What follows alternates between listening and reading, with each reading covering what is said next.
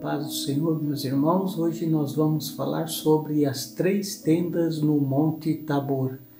E para falar sobre este assunto, nós vamos ler no livro de Marcos, capítulo 9, verso 3, o que diz o seguinte: Suas vestes tornaram-se brancas como a neve, tais como nenhum lavandeiro sobre a terra as poderia branquear. Pois bem, o texto que lemos fala que Jesus havia subido ao Monte Tabor com Pedro, Tiago e João. Minutos depois, e tomados de grande espanto, presenciam a transfiguração de Jesus e o aparecimento de Moisés e Elias. Transfigurar-se significa mudar de figura.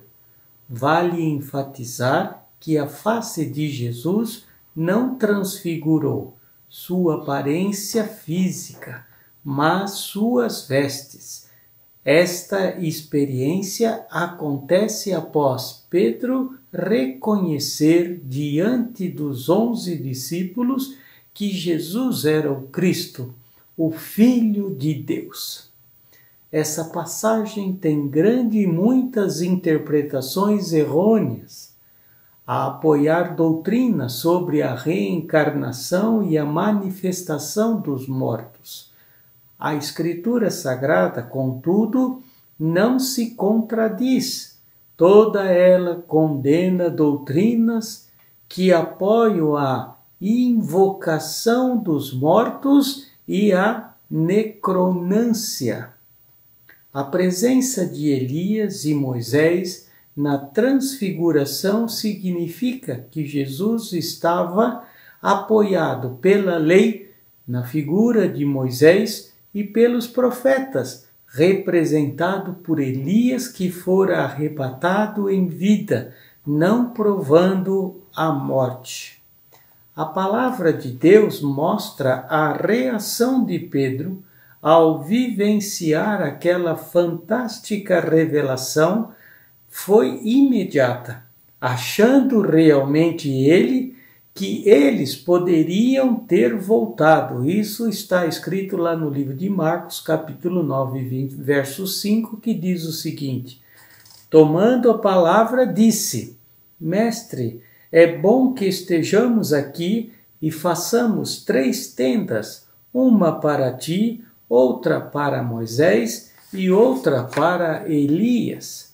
Imagino aqui que Pedro queria agradar, edificando um memorial como testemunho do mover sobrenatural de Deus, aonde a glória fosse permanente. As tendas seriam capazes de abrigar Elias, Moisés e servir de morada para Jesus. Se esta ideia de Pedro tivesse sido aceita, logo o Monte Tabor se tornaria um lugar de peregrinação e idolatria. Esse episódio tem certa semelhança com a transfiguração de Moisés no Monte Sinai. Enquanto Deus revela as leis para Moisés, os israelitas, impacientes pela demora, fabricam um bezerro de ouro para adorá-lo. Aprendo que cada vez que tentamos resumir a glória de Deus e o mover de Deus a lugares e a objetos, com certeza pecamos. Deus é tão grandioso e inesgotável que não cabe em fabricações humanas, nem se delimita a territórios. A glória do Senhor enche toda a terra e céu, como diz a palavra lá no livro de Isaías, capítulo 6, verso 3.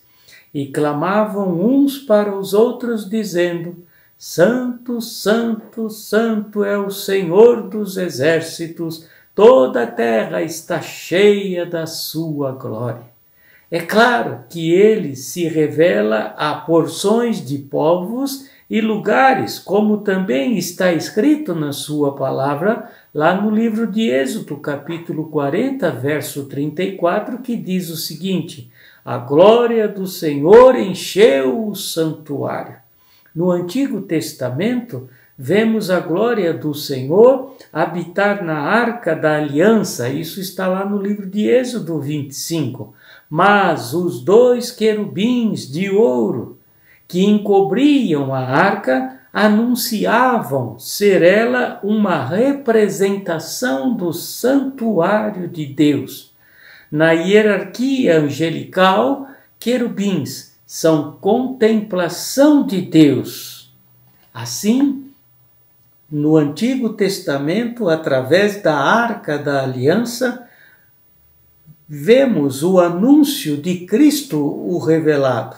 O que os antigos contemplaram, a nova aliança viu com os próprios olhos, se tornando ela mesmo a arca, o templo, a abrigar o Espírito Santo de Deus, como está escrito lá no livro de 1 Coríntios, capítulo 6, verso 19, que diz o seguinte: nosso corpo é o templo do Espírito que habita em vós.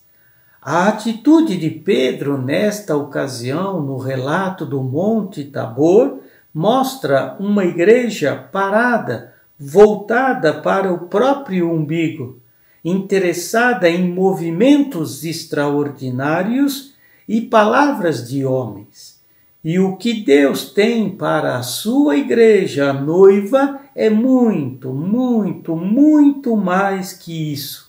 As 3 tendas no Monte Tabor seriam uma demonstração de lugares e homens que deveriam ser adorados, e isso não é bíblico e pode ser até, em alguns momentos, considerado diabólico.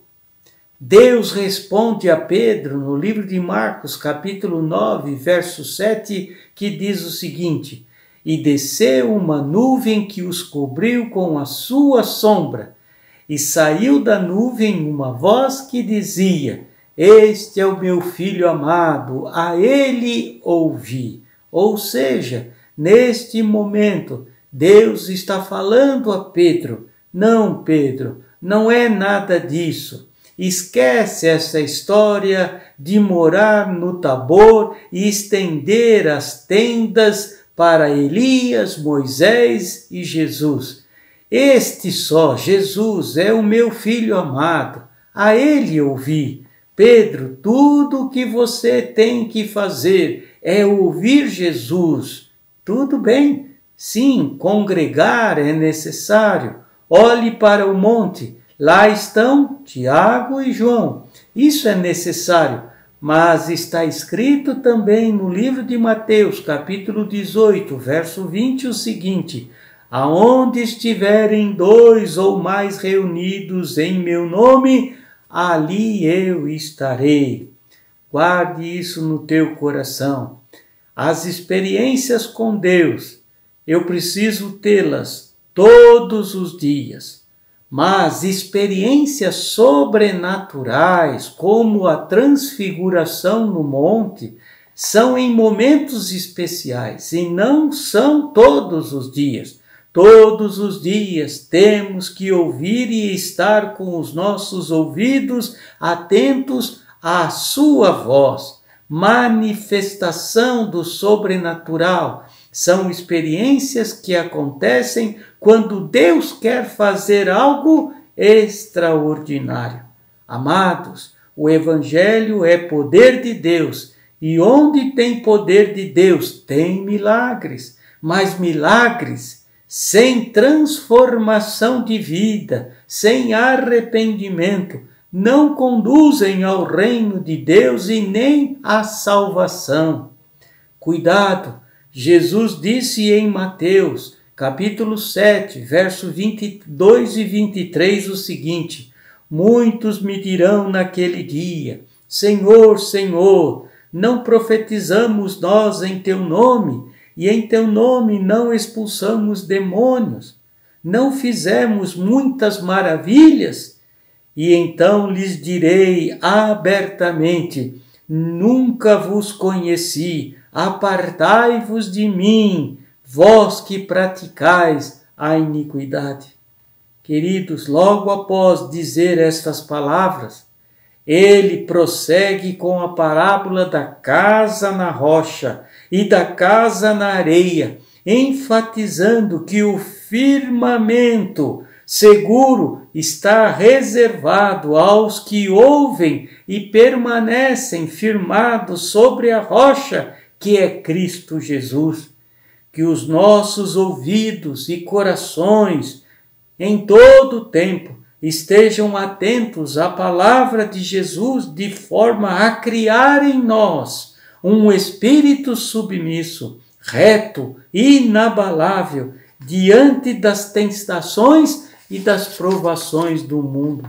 A mensagem do Monte da Transfiguração, do Monte Tabor, ficou registrada para que entendamos que em Deus há sim manifestações do sobrenatural de Deus. Mas o mais importante é estar sempre com os ouvidos atentos ao amado Filho Jesus Cristo e a sua palavra. Queridos, aprendo que como igreja hoje, eu preciso fazer parte ou da igreja tipificada em Moisés, que é a igreja que representa aqueles que viverão da lei maior que é a palavra de Deus e, portanto, são crentes que serão fiéis até o fim e, por isso, são crentes que participarão da ressurreição, pois morreram com Cristo e, portanto, haverão de ressuscitar com Ele em glória. Aleluia! Ou aprendo que, como igreja, tenho que fazer parte da igreja tipificada em Elias, que é a igreja que representa aqueles que vivem os últimos dias da igreja aqui na terra,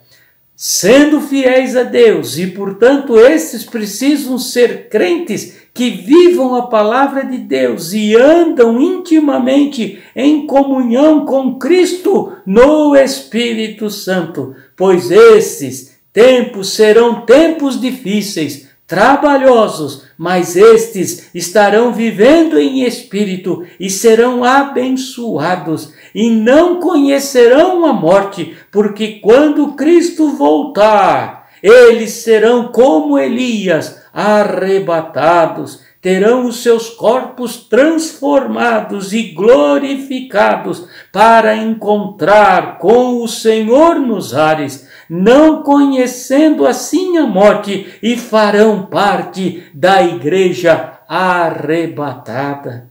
Mas aprendo ainda que neste contexto, que fazer parte da igreja ressurreta, tipificada em Moisés, ou fazer parte da igreja arrebatada, tipificada em Elias, o mais importante sim é ter experiências sobrenaturais, mas estas não acontecem todos os dias, somente quando Deus quer. E o mais importante ainda é permanecer com os ouvidos atentos ao Filho amado Jesus Cristo, através da sua palavra. Sinais, maravilhas, são importantes experiências sobrenaturais, mas precisamos, como igreja, entender que temos que viver diariamente com Deus, tendo os nossos ouvidos atentos ao que o Filho amado fala através da sua palavra, pois o que é que vai nos levar a participarmos da igreja arrebatada ou da igreja ressurreta é a caminhada com Jesus Cristo, é viver a sua bendita palavra. Que você possa atentar para isso que estamos falando nesta noite. Eu peço para que Deus faça com que o teu coração cada vez mais seja aberto para a palavra de Deus. Sinais, maravilhas, são muito bem-vindas na nossa vida, na vida do cristão, mas o que faz com que a minha vida, a sua vida, esteja plenamente em intimidade com Deus, não são os sinais, as maravilhas, são exatamente o meu caminhar na palavra de Deus, que você possa caminhar na palavra de Deus, viver em espírito, testemunhar Cristo Jesus na tua vida, fazê-lo o primeiro na tua vida, porque assim, com certeza, você fará parte ou de uma ou de outra igreja, seja da ressurreta, seja da igreja arrebatada. Mas o que é importante é você estar com Cristo Jesus no seu coração. Me permita orar por você nesta hora. Pai amado, que o teu poder, o poder desta palavra seja sobre a tua igreja. Pai, ou façamos parte da igreja ressurreta, ou façamos parte da igreja arrebatada. Senhor, o mais importante para a nossa vida é fazer com que a nossa vida pertence a Cristo Jesus. Caminhar diariamente com Cristo Jesus, nos alimentar diariamente da sua palavra, crescer na graça, no conhecimento de Cristo Jesus, fazer com que o poder da tua palavra a cada dia seja manifesto sobre as nossas vidas. Assim, ajuda a tua igreja a caminhar em Cristo Jesus, olhar somente para Jesus e viver segundo a tua bendita palavra. Assim abençoa, Senhor, o teu povo. Segundo esta palavra eu te peço, em nome de Jesus, para a tua honra e glória. Amém e amém. Deus abençoe a todos.